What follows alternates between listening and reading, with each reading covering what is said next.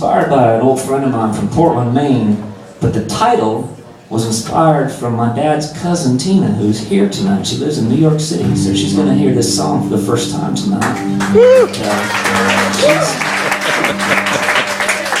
As a young girl, she came to New York City to pursue an acting career, and she was living with my grandfather at the time.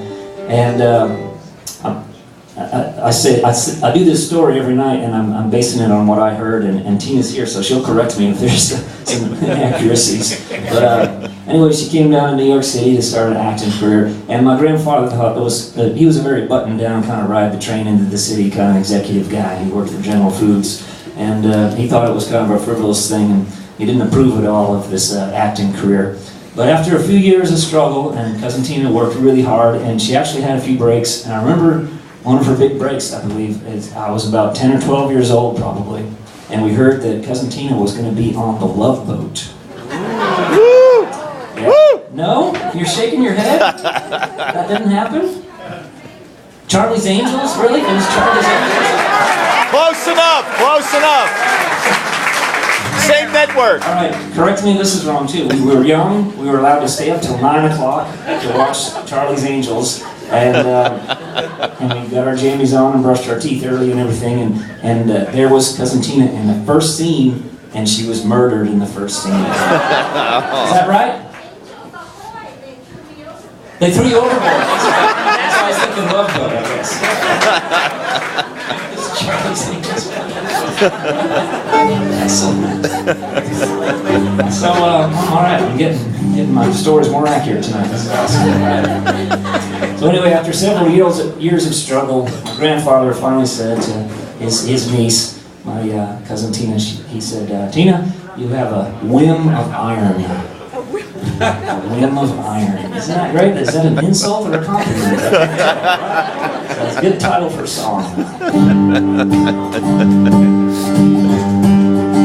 She had a whim of iron. You couldn't tell her no. And if you did, she'd prove you wrong and say, I told you so.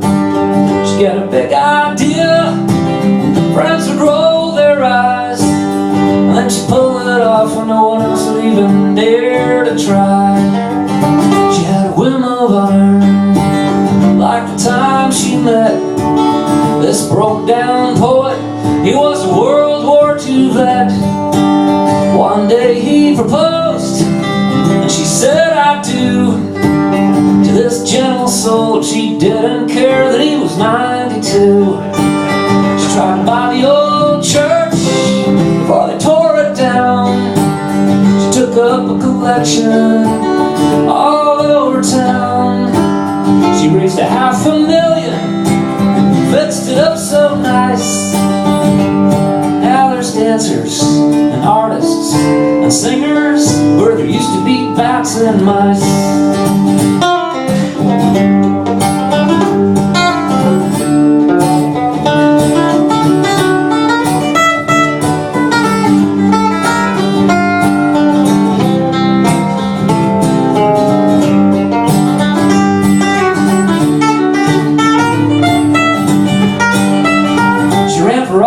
Once in the state of Maine, she said, I bet I can't do worse than old what's his name. She shook things up for a little while, told the good old boys off good with a wink and a smile. She had a whim of iron, you couldn't tell her no. And if you did, she'd prove you wrong and say, I told you so. She got a big idea, friends would roll their eyes, and then she'd pull it off when no one else would even dare to try.